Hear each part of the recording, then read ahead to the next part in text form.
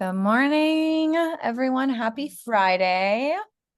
We have not done a webinar on a Friday in a hot minute. I am excited to be back. Please let us know where you're joining from in the chat. I am fall vibes over here. I've got my coffee, my sweater. It's 84 or something in Omaha, is it not, Anna? Like it's It just is. I'm supposed to go to It's the pumpkin patch tonight.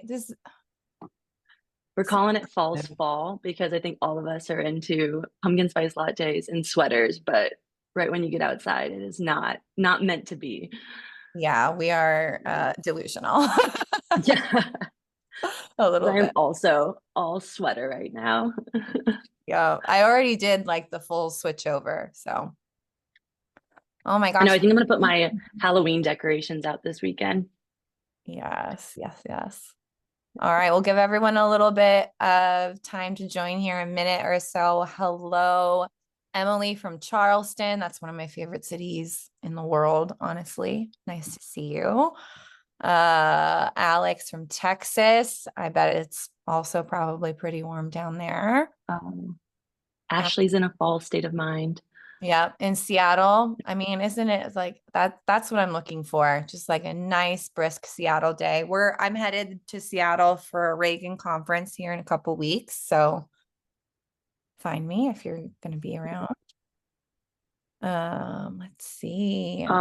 Maine, if you're talking about fall, Mhm. Maine, I feel like would be idealistic. Very nice. We've got quite a few Canadians. Welcome. Hello, Holly. Listen in Calgary. Very cool. Lisbon, we did do an earlier webinar. We were hoping that the time zone was better too. So keep us posted on that as well. All right. Excellent. Thank you so much, everyone, for joining us this morning. I'll go ahead and get us kicked off here. All right. We've got the classic. Can you see my screen? Everything's looking good. You're looking good. Great. Perfect. Well, I'm so excited to be back for a workshop webinar. We had our annual conference Brightside last week, and I was one of the keynote speakers. It was my first time doing a keynote, so it was a much different sort of presentation setting. I feel I'm like back at home in my sweater, ready for a good webinar. So I'm very, very excited to be back with you all today as well. My name is Jamie Bell. I am the CMO of Workshop. Again, I'm really happy to be with you on a lovely Friday morning, even if it isn't a fall Friday and it's still quite warm. But we'll pretend for today I'm inside. I've cranked the AC up. And then I also have with me a very special guest. So I have Anna Dornbush. She's one of our product managers here at Workshop. And she spends so much time digging into a lot of research and sitting with our engineers and helping us just continue to be at the forefront of modern internal communication. So thanks for joining us, Anna. Yeah. Have you done a workshop webinar before? You've done one. This is my Yeah, this is my second one. So excited to be here though. Yeah. And like you Yes. said, also hoping that we get fall vibes here very, very soon. I know, I know. Well, okay, you are a seasoned pro at this point. But as a reminder to everyone else, if this is the first time that you've joined us for a workshop webinar, a little bit of housekeeping here, like kind of our version of it. One, thank you so much for being here. I know how busy your schedules are, and it always means a lot that you choose to spend a little part of your day with us. As we go through the presentation, feel free to drop any questions into the chat at any point. Feel free to add your own advice into the chat at any point. We'll answer questions a bit as we go when we can, and then we've saved time at the end for some Q&A. You will also see Mayella in the chat. She does a lot of different content marketing and events for us as well. So she'll be sharing links when we mention helpful resources. And kind of answering questions as we go as well. Make sure that if you want everyone to see your message in the chat, it looks like you're all seasoned pros here as well. Just change that chat setting to everyone and not just hosts and panelists. Sometimes it likes to default to that. And then finally, you do not need to scribble down every detail or screenshot along the way. We will follow up with a link to the webinar, recording, the chat, all of the resources that we mentioned, and anything else I might have forgotten about as we go. So don't worry about needing to take notes. Just hang out with us here in the chat, ask questions as we go. And yeah, we're looking forward to digging into it. So I'll go ahead and get us started here. Today, we'll be chatting about what modern internal comms looks like in 2026. This also happens to incorporate some of the things that I did talk about during the keynote at Brightside. We talked about what we have seen from the 250 million emails that have been sent out of workshop, and kind of some good best practices there, some of the trends on the future of internal comms, and how we're sort of incorporating those as well. So I'll dig into that a little bit. One, I would say, of course, we all know internal comms is moving very quickly. There's all kinds of things that we're dealing with, whether that's hybrid work or AI. And then on top of that, just a lot of higher expectations mixed with a weird lack of resources, right? And it is a lot. And what we've noticed is that what employees want really doesn't change. They still want very clear, very relevant, and very human communication. But the pressure on communications teams has changed a lot, and the resources and size of the teams hasn't changed so much. So one of the things that we've heard in internal communications, and we've been working with so many teams on for a really long time, I'm sure you have all heard this too, is that move from order taker to strategic partner. And I really do feel like we've made waves, right? Especially over the course of the last year and a half. And a lot of you have successfully made that shift. And you're still sort of figuring out, are my tools catching up? Are my strategies catching up? There's a lot of goals and expectations for me as a strategic partner, and I really want to make sure I'm set up for success there. So one of the things that we've seen, and one of the reasons why I am encouraged that we are kind of making that shift into strategic partners, is we do a internal communication trends report survey or trend survey every single year. And we've done it every year for the last 3 years. It'll be coming out here soon in the next month or so as well. And one of the things that we ask is, what are the top goals for internal communications? So in our 2025 report, the top goals here were engagement, employee engagement, aligning with the company strategy, and supporting key business goals. So that's the bar basically that our leadership teams and our executives are setting for internal comms right now, and where we're focused. And what's very obvious there is that that isn't an open rate. That's not get a monthly newsletter out. Those are very audacious and very meaningful goals. And then, of course, on top of that, as I think almost everybody is right now, you're expected to do a lot more with less. The expectations on internal comms are, you're supposed to be a strategic advisor to leadership. We're all supposed to be creative content producers. We're supposed to be data analysts. We're also supposed to be getting the voice out, and it's supposed to feel very human and very authentic. And it's a lot of hats for just one team to wear, especially when resources are tight.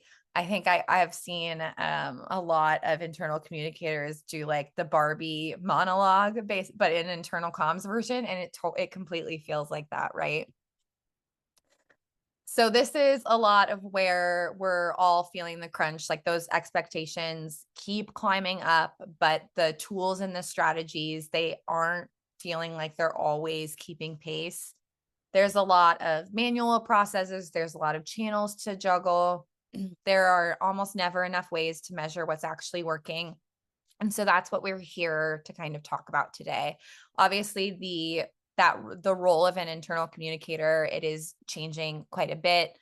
And our goal for this webinar today is mostly to give you a very practical, a very human look at what's shifting and what you can do to add and what you can add in without just like burning out. So things like automated processes, things like organizing your channels and like orchestrating your communications, getting really reliable data, and making sure that you get more time back in your day to actually focus on some of that strategic work.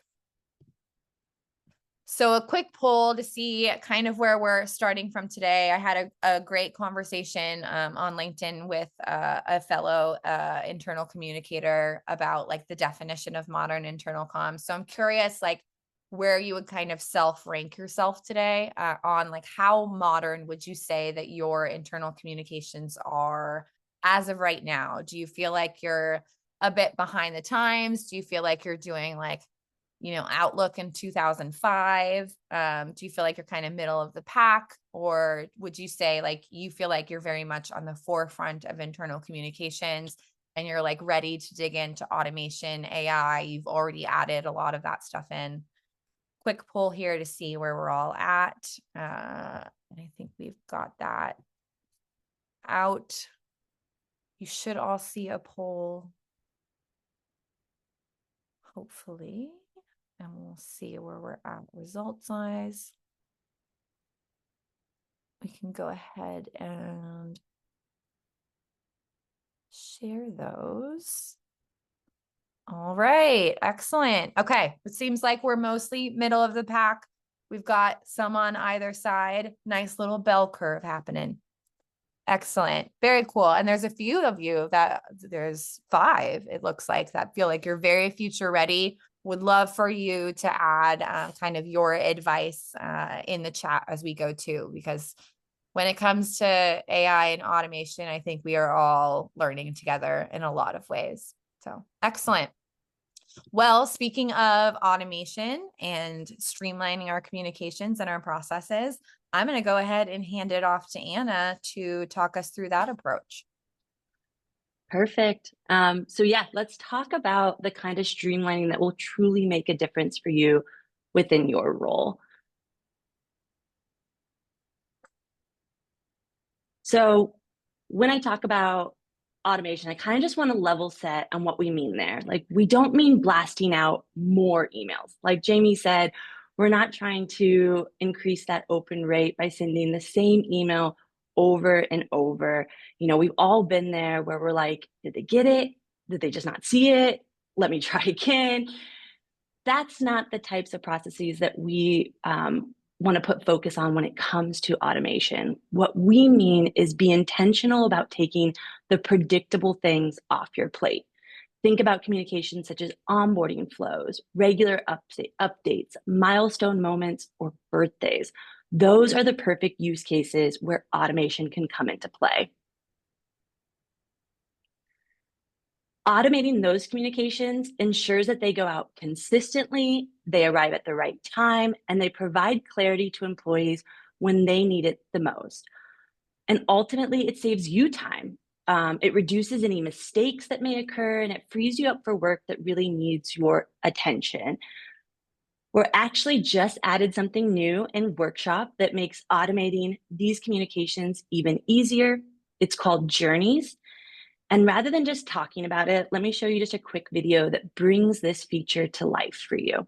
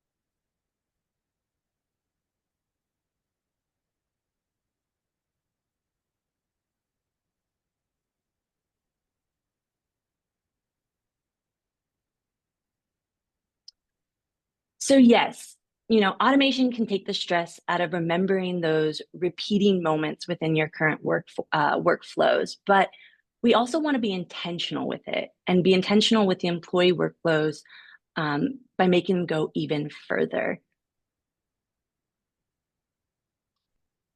So we need to meet people and the moments that matter. The best communications aren't actually about your calendar, they're about theirs.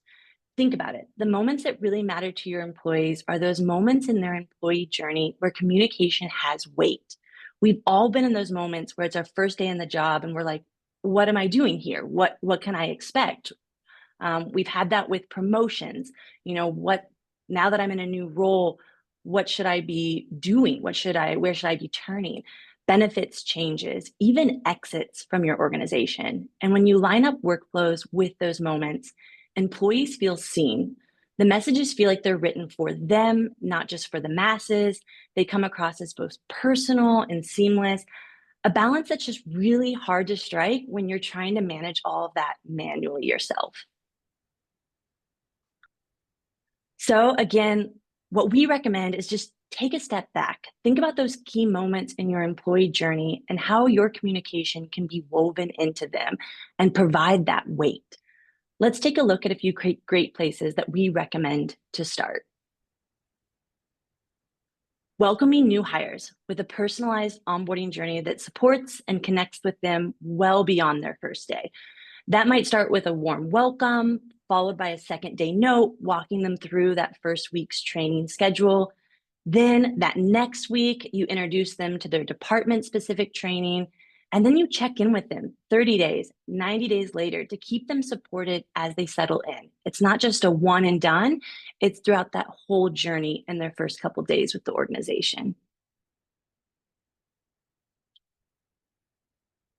As well as maybe even just introducing new hires to the various communication channels within your organization so they know where to find information and stay engaged long after onboarding. I think this is a really cool thing, especially from an internal communicator role of walking new hires through what to expect and where to expect it from. So, like with your emails, letting them know the types of updates they'll receive, what are the various newsletters within your organization that they should be looking out for, the instant messaging. We've all felt that where we've joined a Slack or a Teams, and all of a sudden, 180 days later, after you've been with the organization, you realize there's a really cool channel that you wish you would have joined sooner because your people are in that channel. So just kind of recommending them, here's the fun channels you should drop into based on your interests, or even here's the channels you should look out for that are very specific to your department. And then lastly, that intranet. It's very overwhelming sometimes getting in there and not knowing where to turn. So why not introduce your new hires to, hey, this is where the HR hub is. Here's where our ongoing training resources are. Looking for a product roadmap, this is where you can find that. Just introducing those two new hires through that automated workflow.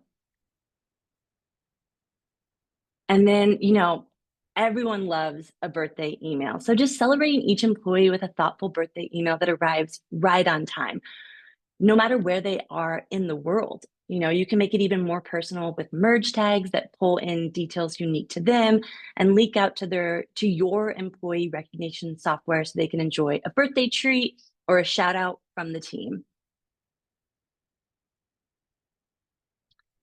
And then another one is just, sending those gentle recurring reminders that help employees stay on top of their responsibilities so they feel confident and accomplished when tasks get done on time.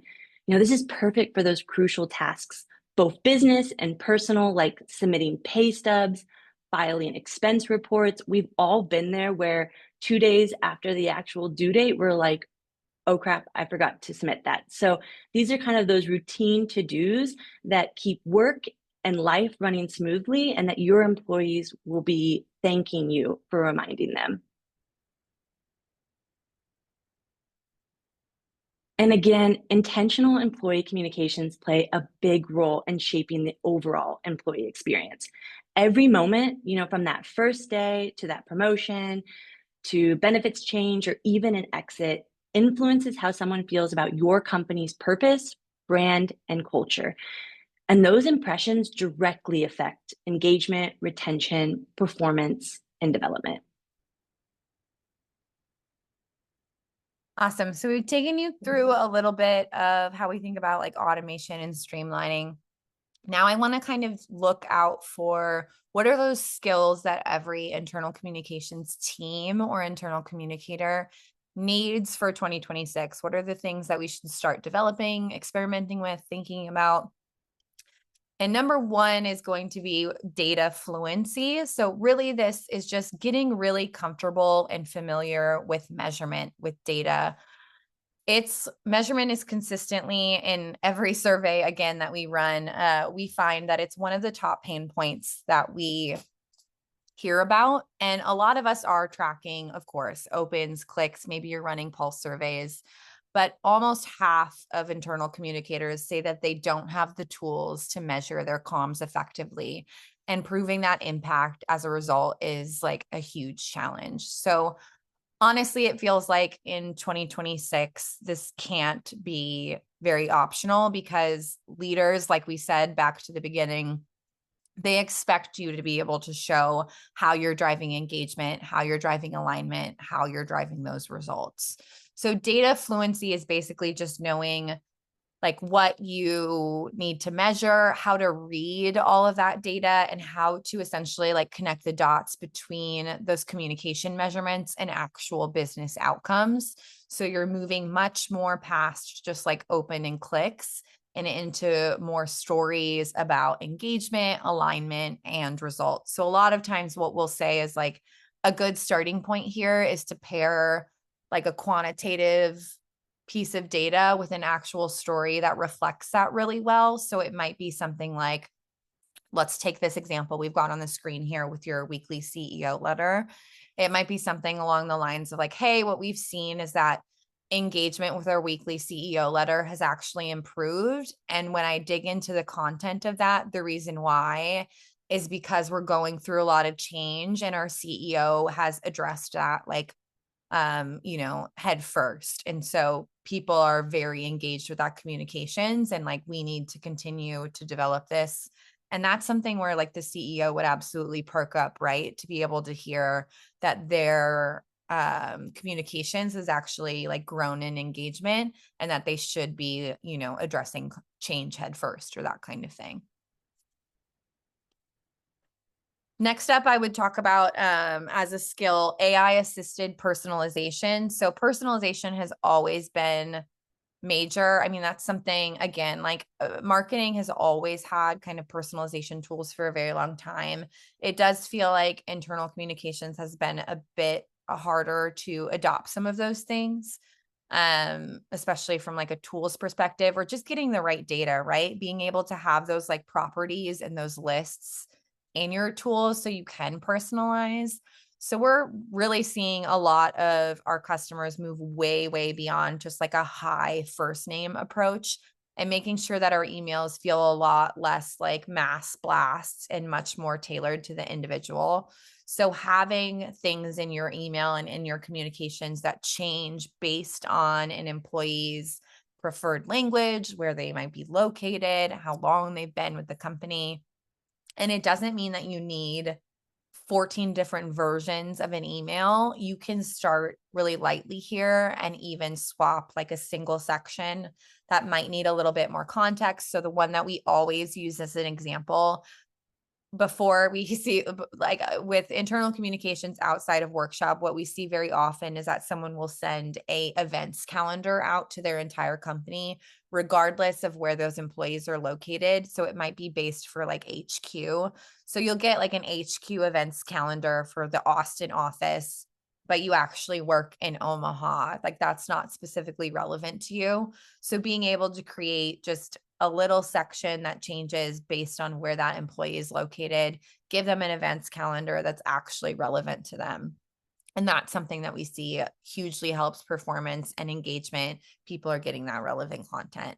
And that's really what's important is that your communications start to feel a little bit more handpicked for each employee and not like I just mass blasted out this email or this piece of communications. overall, of course, we're all getting used to AI specifically. So I do want to kind of highlight some things there. I think, again, we're all learning together. It's something that we've invested a lot of time and features into, but we're also, we're all learning, as we go. So I'm curious to know where you're at personally with your expertise with AI. Again, if you feel like you haven't adopted it much, it's still feeling a little bit more intimidating. Maybe you have done your fair share of ChatGPT. Maybe you're getting your meal plans and recipes from there. Just me? Is that just me? I think it's probably everyone. I've used it for personal and professional life at this point. Or if you feel like an absolute expert on there, love this so much. Copilot, excellent. Different tools.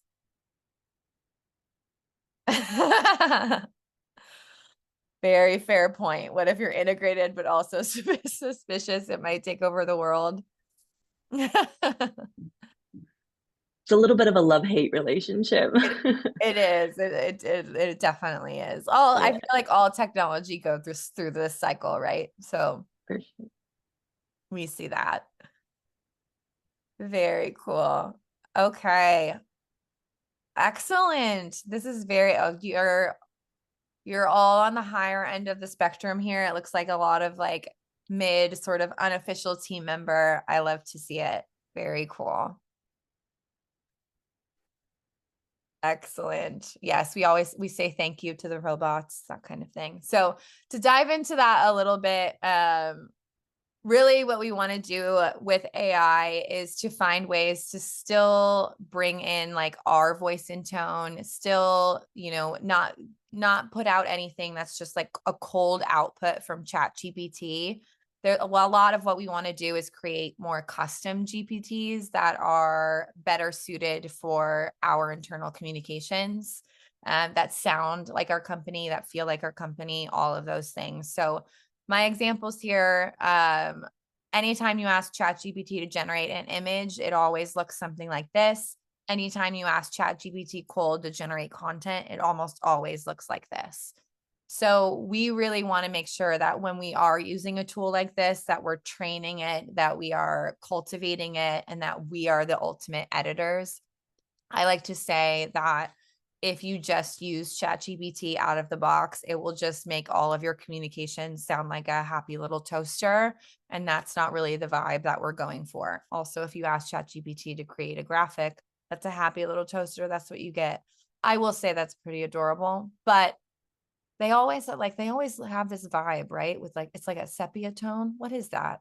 What is that, Anna? Why? I I don't know. know. But you can And always just like tell, and right? just like the baby faces. Yeah. And employees can tell too. And that's like the ultimate point. They can tell, and all of us can tell at this point. You can read a LinkedIn post. Once you get a little bit more comfortable with using these tools, you can always tell when it doesn't feel quite right. And especially when we're communicating with employees, we just don't want it to come across like that. So what you really want to do is to create your own kind of GPTs. If you haven't done this, if this isn't an experiment, like an experiment that you've tried yet, it really is quite simple. I've created one for workshops specifically. I train it on and document all of our voice and tone. I pull a ton of examples of times where I feel like we've nailed like the voice and tone, and I want to train it on really great examples. I'll upload those. Let me know if like creating a custom GPT, if any kind of training or resource or like webinar on something like this would be interesting.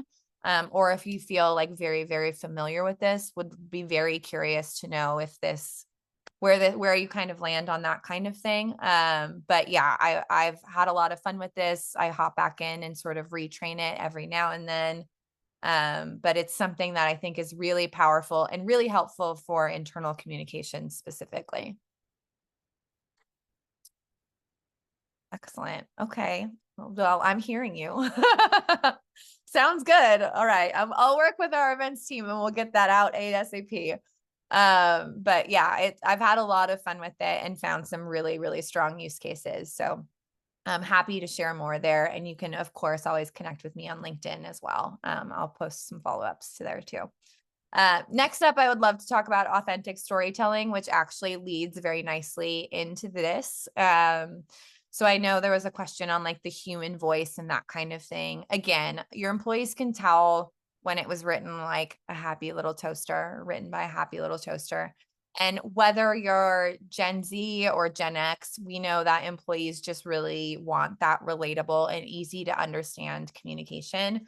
We know that our communication is landing in an inbox with a whole sea of other emails. We know that like you're getting a notification from your company at the same time as you're getting a notification from your favorite store and all of those things. So we're really in like a ecosystem of communications, and we really want to adopt a lot of the same principles of external marketing in order to just like compete for attention, right? So a lot of what we see is that our most successful emails, our most successful internal communications have very warm, very conversational tones that really reflect that company culture. And a lot of what has worked really well too is things like real photography. People respond to photos of their coworkers and like their organization much more than they respond to sort of like stock images or again, happy little toaster images. So adding in things like GIFs, adding in things like more storytelling, leader spotlights, employee generated content, and resharing that kind of stuff internally is excellent. And even just having fun with it, like this is the type of thing that makes communications more fun to do. And so we don't want to shortcut that either. Like that's a huge reason why we incorporate this as well. And then really just like emails that again feel more personal, feel more relevant, are actually fostering connections. And it's not just bland and simple text info blasts. I love, like, I have a couple of things here. So if you are struggling with adding just more authenticity to internal comms, or again, just like want to have a little bit more fun with it, these are some of the like content blocks and sections that we see a lot of engagement and positive feedback on in workshop. But events, number one, gets the most engagement. Videos with like a play button overlay. You can't play a video in an email, but you can link out to a video, or sometimes I've also created like a GIF from the start of that video. So it feels like it's auto playing, and then you can have people click in and watch that. A few other things, employee spotlights or like staff picks are sections that are really, really popular. You can have so much fun with those. They don't have to be like an employee of the month, like bland thing. I mean, I've seen versions even in an all hands. I've seen employees like rank their favorite ranch dressings. Just like silly stuff, right? Or like their top Disney movies, or have employees share like a favorite Thanksgiving recipe. Like that's right around the corner. So just like very good ways to connect and really get to know someone. And those, yeah, again, like it's just a place that you can have way more fun. Next up, in terms of like skills that we should be thinking about and adopting, channel orchestration is huge. I mean, nobody is a bigger fan of this than workshop. So we always pair, like, even though we're email first, we pair emails with other well-rounded ways to reach employees and meet them where they actually are and not just where we wish or hope that they would be.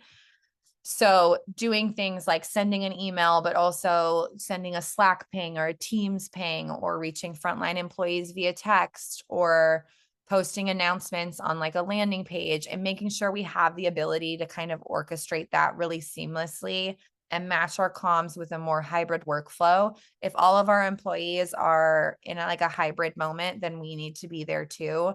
Like, for example, one of the things I talk about a lot is we aren't like a remote company. Like, we're not a fully remote company at Workshop, but I can't tell you how the last time that everyone in a meeting that I've had was all in the room. Like for one reason or another, people are just hybrid and we're doing the meetings on Zoom. Some people are in the office, some people are at home for an appointment. And so we need to kind of just recognize as for our business that that's just kind of the way it is. So we need to be able to match that. And hopefully you have a good sense of like where your organization is at too. So we always recommend a few different tools to sort of meet your employees where they're at. Really, we always say you are never going to reach 100% of your employees through one channel. So be able to have that mix of things. And then all of us have probably heard that stat of like, you need to hear something 7 times anyway on top of that. So being able to sort of be very multi-channel and feel very comfortable in all of those different channels and not over rely on any single one to land your messages, whether that's an intranet or an email or anything. Next up, as far as skills to kind of really dig into, one of the things I've heard a ton over the course of the last year, and it's so, so true, is manager communications. This is something that regardless of what internal communications like survey or trend report or benchmarks report or whatever you've looked at, I think every single organization agrees that manager communications is hugely important. So even like Axios did some good research there. I'll give them their flowers. They do a lot of great like journalistic work with communications. Tool wise, I would think a little bit differently, but as far as like their actual like resources in journalism for communications, they do excellent work. So they've highlighted this too. We've come around and matched that as well. So 81% of employees prefer to hear news from their manager first. 68% of communications leaders are prioritizing manager enablement. We saw that in our trends report. So there's like a really good match happening there. So would really highlight that specifically. Creating specific toolkits like FAQs or short talking points for managers is awesome. Quick little scripts. We've seen people add like a top 5 newsletter specifically for managers to just keep it short and sweet. We've seen people write, like talking points for managers, kick off the week with something like that. We do have a manager comms kit. This is our latest resource where we packaged up a lot of those things. So you can just like use that as a template if you need something like this still. So you can adopt that. There's FAQs in there. There's like ideas for comms plan outlines. There's ideas for cascading, all of that kind of stuff too. So feel free to, just steal ours if you still need to do that work. Also, we always talk about how teaching managers to communicate isn't just about like sort of like a one-way street, right? Or just getting them to become better communicators themselves as a skill set. It's also about helping managers learn more about listening. We know that communication is as much about listening as it is about sort of like pushing messages out. So encouraging managers to be able to actually hear their team's needs and wants and giving them a space to actually get feedback. Making sure that they're able to facilitate and do things with the information that they get from their teams. They're able to bring that back to a good place. And then also just collaborating, teaching managers how to connect and work with each other and connect with other leaders in the organization that can also help them. Next up, of course, again, as we all know, automation and AI is absolutely the future of internal communications. And we do know that it's going to have a really great home alongside of our work and it won't just sort of replace it. I think I mentioned this specifically at Brightside, but I think they actually are hiring for 3 different communications roles now. But I saw that Anthropic, it has a open corporate communications role and the salary on it was like $400,000 a year, which I was like, okay, if one of the world's leading like AI organizations is investing in internal communications, I mean, that should be so encouraging for the rest of us, right? That's a really, really good sign. So really what we want to see here is, again, like to Anna's point, like more automated workflows for comms. Automation, something that marketing has had access to for years and years, and it still feels like it's making its way to kind of internal comms. But again, if you think about how many emails are like routine or reminders, and if you can kind of eliminate those from your plate and still do them in a really thoughtful and personalized way, it saves you a ton of time and allows you to actually like take your seat in that like strategic place. So those are just auto sent without like a lot of manual effort. And then you can focus on those things. We also love AI tools for optimizing or helping draft, give you like a good starter point, whether that's, we have like a subject line generator in workshop, summarizing emails, all of that kind of thing. So we become like sort of that like curator and editor, and then make sure that AI sounds and acts like our organization. And then I like to show this as well. Like this is, I have an expectation, quote me on this, I guess, for our trends report for this next year. So again, I mentioned that's coming out soon. This is our 2025 report. But what's been really cool to see is just kind of the general trend line and interest from internal communicators on AI. So the first time we ran the survey was actually, I want to say like 3 weeks maybe after ChatGPT launched. And so it was something like 4% of internal communicators were interested in it. There's your early adopters for you. And then over the course of the last year, we saw it's kind of stay pretty flat, but I do feel like so much AI tooling and so much of us have experimented over the course of the last year or so that I fully expect it to be more like 60-70% of internal communicators are using AI now. So I'm very excited to see kind of where this graph goes for 2026, but I think we can all expect that it has gone up quite considerably. So as far as like kind of a modern comms to-do list, like from these sort of skills that I see teams need to adopt for 2026, I think this is a great little place to start. Mapping out your team's strengths and figuring out like, okay, of these things, like where could we use a little help? Where do we need a little bit more investment? Testing out personalization strategies, testing out AI tooling, building your own custom GPT, tracking the impact of management and leadership updates and making sure you know what's landing and what's not, building some of those toolkits. And then if you haven't already, even if you want to build your own like custom voice and tone GPT for your organization, the first step of that, to be honest with you, is to document that tone and style for yourself. And for your other teammates already. Pull some of those examples of times where you think you've done really well there. And that's like the first body of work before you even kind of get into the GPT. But just a heads up there. And really, ultimately, we all know, I think that internal comm success just boils down to kind of sending the right content at the right time and in the right way to the right people. So ultimately, when it comes to modern internal communications, we just want to be using technology and tools and strategies that help us achieve this in a much more efficient way. But this will be the mantra, I think, for internal comms for the rest of time. So we can look forward to that.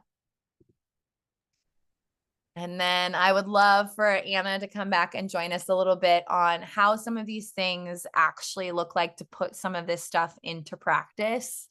So I will let Anna go ahead and jump in here. Yeah. So I love that last slide that Jamie hit on. I definitely think it will be the mantra moving forward, internal communications, but it's one thing to say right content, right time, right way, right people. It's another to build that system that makes that happen consistently without you having to do more work as a one-person team. So this is where those future ready skills that Jamie highlighted start to come to life. You know, data fluency helps you measure what's working and what's not, and start to move away from what's not. Mobile first, you know, gets you thinking about shifting how you design for where employees are at. And tools like automation and AI they help you scale without, again, losing that personal touch. That's ultimately, we don't want to be doing these things. We don't be streamlining our workflows and lose the personalization along the way. So the good news is you're not doing this alone. Workshops built to support these exact workflows. And so I kind of just want to highlight some of the tools that Workshop can provide to you to put this into practice. So jumping off first with automatic lists, this just gives you the ability to create distribution lists without having to rely on someone else. And it allows you to have distribution lists you can actually read. I know we've had some of those situations sometimes where you see the rules that your IT team puts together to create a list, and you're like, how did someone get in here? Why are we taking into consideration that? It sometimes is just so hard to read. So this just allows you to create those distribution lists. And what you can do with this is you can easily segment your communications and be confident the message reaches the right employee every time. You know, think about those dynamic content sections within your emails. Being able to actually create your distribution lists, you feel confident that when you apply that distribution lists to that dynamic section, it's going to show up for the right team. And sometimes it's not about who you reach, but just how much are you sharing? You know, I've seen a lot in the comments of just like, hey, with our newsletters, there's a lot of communication that we put in there. Are people actually engaging with it? This is a great way to also look at your workflows today and see how you can maybe streamline them to make sure that the right communication is being presented in the email, and you have an outlet that employees can turn to when they want to get more information on their own. So that's just where workshop pages come in. They let you keep your email short, easy to scan, while linking out to more detail for anyone who wants it. I also like to highlight, because you're linking out, you get to see what content employees are wanting to resonate further with. Pages are just perfect for like events, time-sensitive updates, or other content that just doesn't need to live on forever. And I just like to highlight again, the best part about pages is you can also edit these after the email has been sent out. So keep your emails short and skimmable, add more of those details into a page, and be able to keep that more detailed information up to date after the email has been sent. And then with that data fluency, you know, we all want to do a little bit of testing on what and how things are resonating with our employees.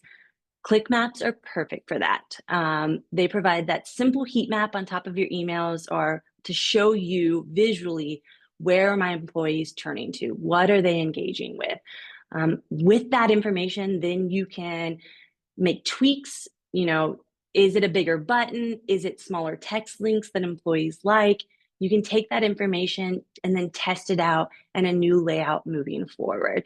You know, I like to say it's just like it's a built-in focus group for every email, powered by your employees' real behavior. And then, yeah, we can't talk about all the skills in 2026 without talking about how Workshop also supports you on the AI front. You know, it's great for those moments like subject lines and preview text where you've built this amazing email, but you're like, how can I get employees' attention in their inbox? You know, it's that last point that we always have a little bit of friction with. Workshop just helps you suggest some that match your message's tone and the content that's within your email. It also helps you to optimize for those other distribution channels. Jamie hit on that. You got an email, you want to make sure that it gets sent out in other areas. And again, sometimes understanding what's going to catch their attention is the hardest part. So AI can help you there. And then I want to hit on this. Lastly, it can also, in Workshop, translate your emails into another language in one click. I know there was a question in the chat earlier about capturing employees' preferred language and using that information when you're sending out your emails. We've just seen from a lot of customers that it's actually helpful to just give your employees the option to choose which language they want to read in. So having that flexibility of they can decide and it's not predetermined for them. Because, you know, you've got some of those employees that are testing out Spanish. They're on Duolingo. They want to continue to increase their skills. And, you know, maybe they're one that their preferred language is usually English, but they get the choice to read the email in Spanish. And then I just want to highlight on automation. So again, it's just those workflows where there's duplicity. You're having to do them repetitively, or you're having to do multiple steps to just send one email out, like time zone sending. I know some of you guys, you might be having dispersed workforces. You're sending the same email out just multiple times. In Workshop, you can send this out one email and with one click, send it in different time zones and still have one view for all your analytics. So another great way to automate. And then just to wrap it all back up, we're coming back to journeys that we teased earlier. Journeys are just a great way to, set up set up a series of emails, set it up once, and let journeys do the rest for you. No more juggling reminders, lists, or repeat emails. I've seen some of your guys' calendars where there are notes across the whole top of like, reminder to send this birthday email, reminder to send this open enrollment email, reminder to send this. Let's get rid of those. This is a great way to first start moving into 2026. And journeys will help take that burden off your plate. And I just want to kind of show you how simple it is. It's just, here you'll see it's a 3-step setup. You build it once. Again, like I said, you set up those rules and it just takes care of the rest for you. I know earlier in the chat, it was like, hey, I'd love to do birthday emails, but they kind of are the bane of my existence within internal comms because it's just a lot of work. But again, like I mentioned earlier, thinking about those pivotal moments in your employees is going to go that much further from their experience. So Journeys just helps you take away, again, that workload, but still provide communication in the right moments on your employee's journey. And I just want to highlight again, that's why we build what we build at Workshop and just why we love this work. We're passionate about this stuff. You see it come across in all of our webinars whenever Jamie talks. Making employee communication engaging, efficient, and just a little bit more magical. The insights we shared come from our experience just with many organizations that we're working with, and our platform is built to help you execute these best practices. Again, from smart scheduling with time zones ending and journeys to analytics and personalization. We just want to help you along the way.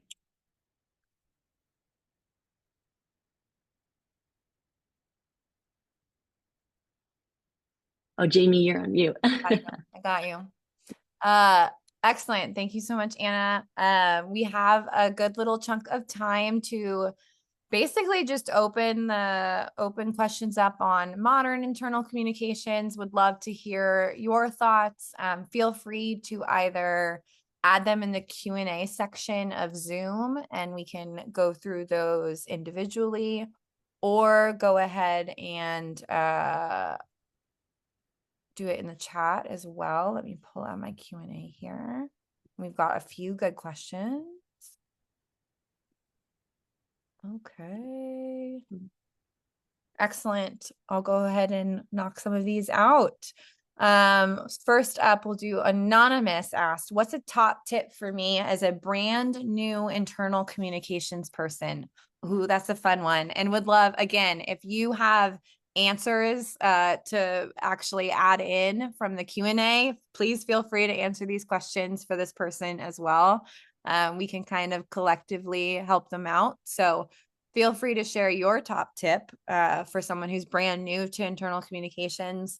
But ultimately, I would say just having like a community is great, and then a bunch of resources. And those are two things that we do really well, I would say. So if you check out useworkshop.com, there's a ton of resources in our resources section, including an internal communication strategy workbook and like a 30, 60, 90 guide for your first 3 months as an internal communicator. So those are great starting points. And then if you aren't a member of Comms Chat, we have a community. We just passed 1,000 members in there, which is amazing. And that is a great place to get feedback and bounce ideas off of other internal communicators specifically. So I would recommend you check that out. A lot of times, if you're brand new to internal communications, you might be the first person in your role. You might be a team of one. So we know how important it is to just have a group of people to bounce things off of. So I'd highly suggest checking that out. Mhm. Next up, Allison said, thinking about my employee newsletter right now, right? It is a mix of fun employee stuff and then a few really dry and kind of lame safety info and other business topics. Would it be better to do one completely employee focused newsletter monthly and a separate one that has just business stuff on a different schedule? I mean, I would say it's something that you could absolutely test, for sure, Mm. is see like if you pull those safety updates out into something that's more of like an urgent safety announcement standalone, does that still do pretty well? I would imagine anything that's very practical tends to do that. Whereas it maybe feels a little bit less important benched into a kind of employee newsletter one.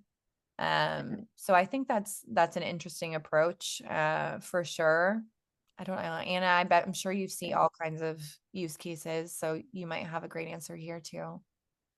I like, especially with the dry stuff, Allison, it's also the stuff that kind of matters probably to those employees of like for their day to day. So this is where I love to like kind of like those TLDR sections of like, hey, from all this information that's provided here, here's the kind of call outs I would um, that matter to you. This is also really important. We just even heard this from our own survey with those TLDR sections. This is where like dynamic sections are amazing because that TLDR is going to be different per role within the organization. So even just saying like, hey, as someone in this department, this is what matters out of all this information I'm providing to you.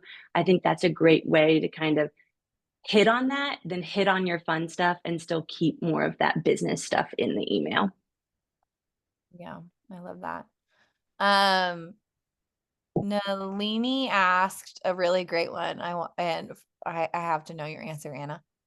For the workshop team, what feature in the platform would you say you're a power user of and why? And then for anyone who's a workshop customer in the chat, I would love to hear your features as well. But Anna and I will take our turns.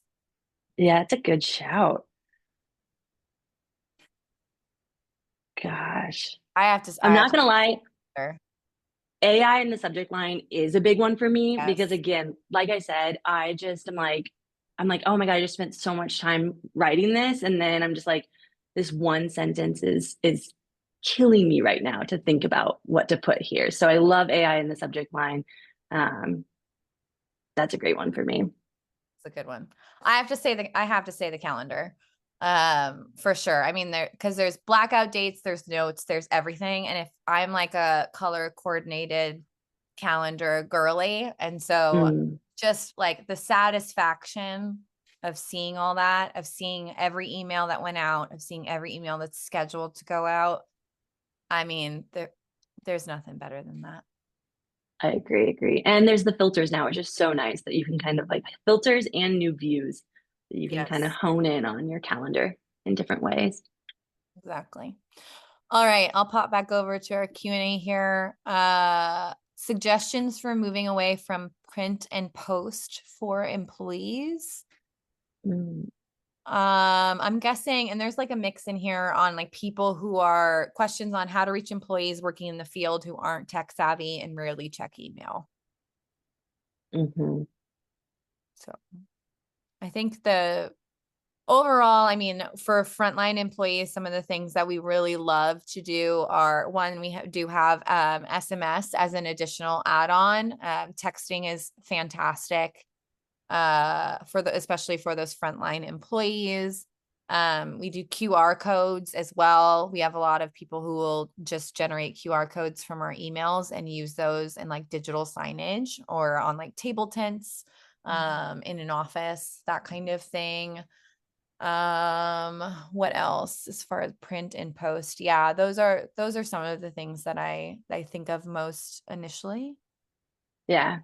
And then like the manager, like you said, the manager Yeah. communication comes into play here with the frontline employees. I do love the idea of like manager communications, but then using SMS even with specifically your managers, because workshop supports two-way SMS communication.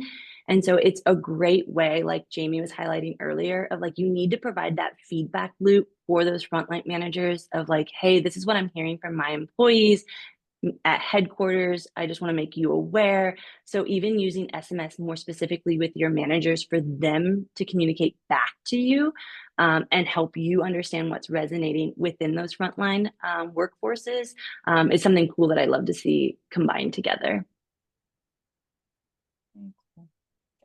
Let's see. I think we are actually all out of time. I don't want to keep anyone too much longer here. I know you probably all have 11 o'clocks or in your time zone.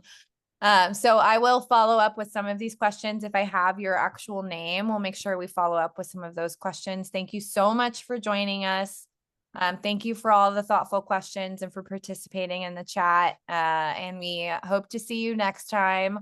I'll work with Myella on that custom GPT resource or webinar. And yeah, we'll be sending the recording and the chat and all of those things too. So happy Friday. Thank you guys. Thank you. Talk to you all soon.